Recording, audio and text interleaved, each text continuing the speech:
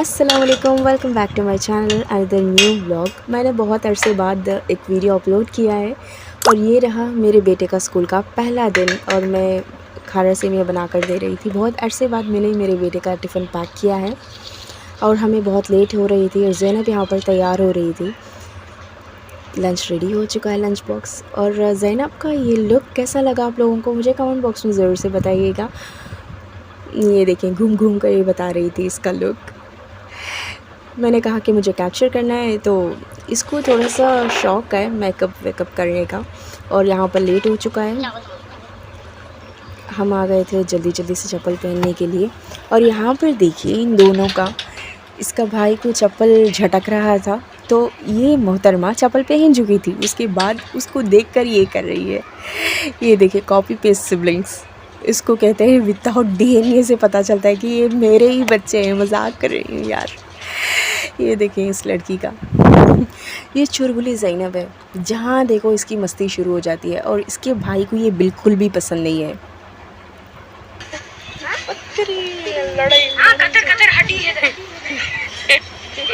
ये देखें इसके भाई को इसका ये हरकतें करना बिल्कुल भी पसंद नहीं है। उसका भाई ना एक ट्रिपिकल भाई वाला टाइप्स है। उसको लड़कियां शाई टाइप चाहिए, शर्मीली टाइप चाहिए। ये ऐसी नहीं है, ये खुल्लम खुल्ला है। ये लड़की तो बिंदास रहती है, जैसे ये चाहती है वैसे रहती है। इसके भाई को ये बिल्कुल पसंद नहीं है। पेरेंट्स अगर डांट दे तो वो एक ही जगह बैठ दे, उठो तो उठे और बैठे तो बैठे। ऐसे लड़की इसको बहन के रूप में चाहिए, पर उसकी बहन ऐसी नहीं है। और यहाँ फरहान का पेपर वर्क ख़त्म हो चुका था, कुछ डॉक्यूमेंट्स चाहिए थे दूसरे स्कूल के ज़रिए से और 2.5 मंथ्स हो चुके हैं इसको स्कूल में जमाए हुए। मुझे आधी पढ़ाई तो वैसे ही ख़त्म हो चुके हैं, फिर भी उसका सारा पैसा मुझे बनना ही था। और यहाँ पर इसका स्कूल है। ये हम 3 इयर्स बैक भी इसी स्कूल में हम पढ़ा रहे थे और लोगों का ये मानना है कि मिडिल क्लास फैमिली के होते हुए तुम इतने बड़े स्कूल में कैसे जमा सकते हो अपने बच्चों को, क्या तुम्हारे पास पैसा है? ये कैसा सवाल है बताएं आप खुद। जितनी चादर है, जितनी मर्ज़ी है, जो मर्ज़ी है हम कर रहे हैं अपने बच्चों के लिए। दूसरों को क्या फ़र्क पड़ता है? दूसरी दुनिया वालों को मुझसे पूछते हैं और मेरे हस्बैंड से पूछते हैं, क्या तुम्हारे पास इतना पैसा है? तुम स्कूल में जमा रहे हो, इसके बाद कितना ख़र्चा आएगा पता भी है तुम्हें? इसका क्या मतलब हुआ भाई? हमारे बच्चे हैं, हमारे पैसे हैं, हमारी प्रॉपर्टीज़ जो है जैसा है वो हमारा है। हम पढ़ाते हैं ये नहीं पढ़ाते हैं, इसमें आपको क्या जाता है? आपका क्या जाता है बताएं। ये स्कूल का ऑफिस था, हम बहुत टेंशन में आ चुके थे और वहाँ भी यही हाल था। और ये खूबसूरत से जो झाड़ था मुझे बहुत पसंद था फरहान के स्कूल के बाहर में, मैंने इसको कैप्चर कर लिया था।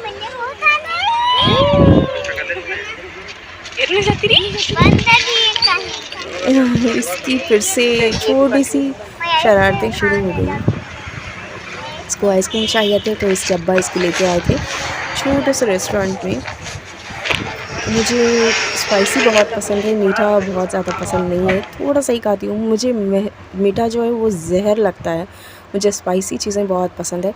और मैं यहाँ पर खाना बिल्कुल भी पसंद नहीं करती 95% या 99% मुझे घर में खाना बहुत पसंद है। पार्सल यहाँ से ले लेती हूँ जो भी मर्ज़ी है खाने का। इन लोगों को यहाँ पर खाना पसंद है, बाप बेटी को। और दूसरे दिन मेरे अब्बा का 40वां था। उस बस्ती से फिर दूसरी बस्ती में शिफ्ट हो चुकी थी। आने जाने में 4 हार या 3 हार तो लग ही जाते हैं, ट्रैफिक हो तो 4 हार हो जाते हैं। और यहाँ पर थोड़ा सा डिस्कशन हो रहा था कि कितना कुरान पढ़ा है, कितना यासीन शरीफ का सूरह मुल्क पढ़ा है, वो काउंट करके थोड़ा सा बातचीत चल रहा था इसमें।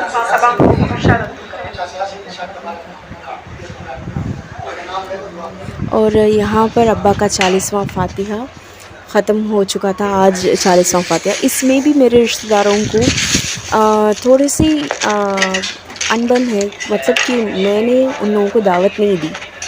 ये दावत देना ज़रूरी है क्या? बताओ आप मुझे कमेंट बॉक्स में। ऐसा तो नहीं है ना, मेरे घर में खुद मुफ्ती है, मेरे घर में खुद मेरे रिश्तेदारों में 2 बच्चे हैं।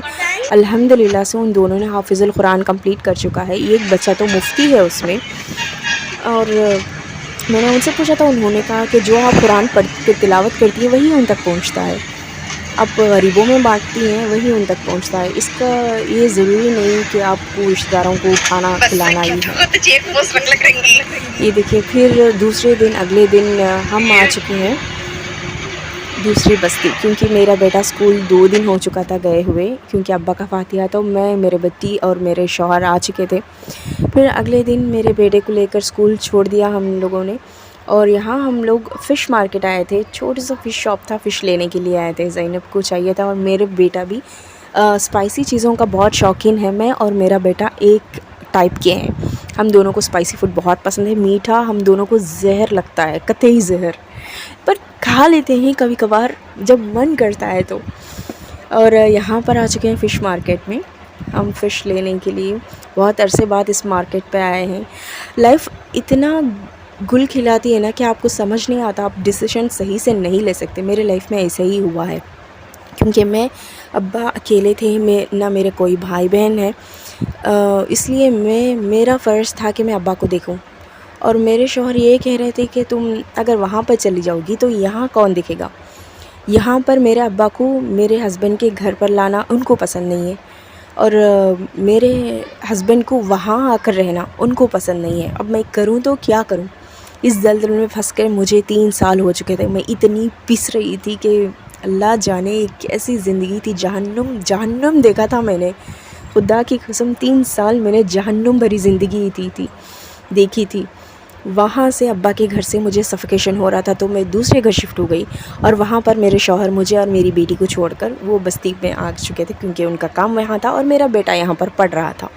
यहाँ से वहाँ, वहाँ से यहाँ, इतना चिक हुआ था ना हमारा। मेरी लाइफ का तो एकदम से खुल्लम खुल्ला बोलूँ तो एकदम से झंड हो चुका था मेरी लाइफ का। मैं कुछ बोल ही नहीं सकती, इतनी तकलीफ़ झेली है मैंने अपनी ज़िंदगी में। उसके बाद मेरे अब्बा का आखिरी वक्त हुआ और वो इंतकाल कर गए। और मेरे अब्बा के लिए दुआ कीजिएगा। अल्लाह हाफ़िज़। मिलते हैं अगली वीडियो में।